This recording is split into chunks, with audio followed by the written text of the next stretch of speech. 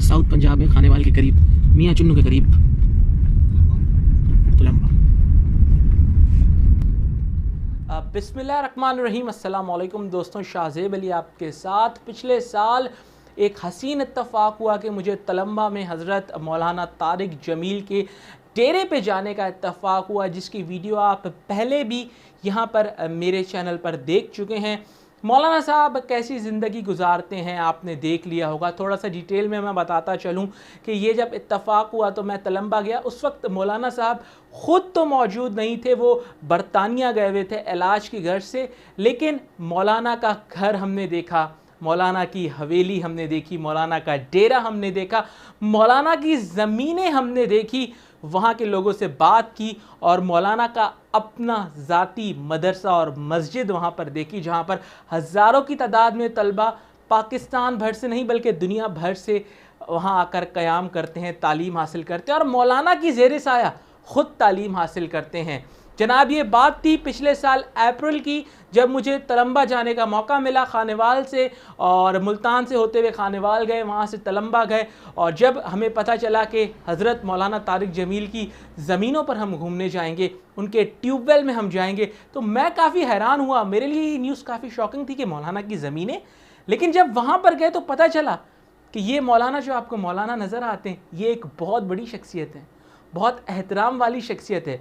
मौलाना तारिक जमील तो वाकई में एक बहुत बड़े इंसान, एक बहुत बड़े आदमी। लेकिन सलाम उनकी सादगी को, जिस तरह की ज़िंदगी वो बसर करते हैं, जिस तरह की ज़िंदगी वो गुजारते हैं।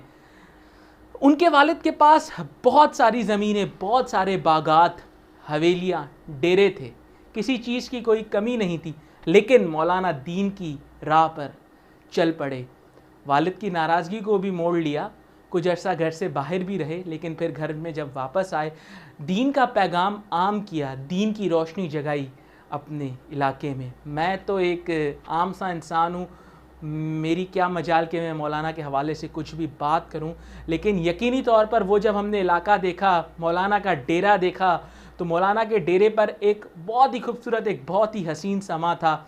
बहुत सुकून महसूस हो रहा था। मेहमानों के लिए अलग से कमरे थे, बैठने के लिए चबूतरे बनाए हुए थे।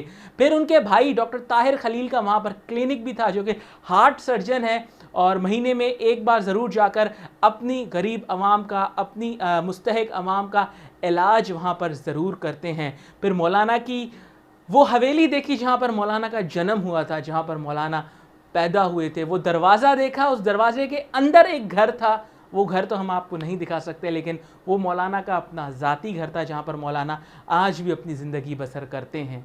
मौलाना की मस्जिद में नमाज की अदायगी की, नमाज ज़ोहर, नमाज असर भी वहीं पे अदा की। वहाँ पर जो तालिबे इल्म थे उनसे बात की, वहाँ पर जो असातिज़ा थे उनसे बात की, और वहाँ पर हर तरफ सुकून का समा था, सुकून की फ़िज़ा थी। और क्यों ना हो, एक नेक शख्स, एक दीन से मोहब्बत करने वाला शख्स, एक रसूल से मोहब्बत करने वाला शख्स, एक इस्लाम का पैगाम आम करने वाला शख्स जब वहाँ का बासी हो, वो जब वहाँ पर रहता हो, उसने जब ये वहाँ पर हम कहेंगे एक मेला सजाया हुआ हो, दीन का मेला सजाया हुआ हो, तो क्यों ना होगी वहाँ पर हर सू नूर की बहार।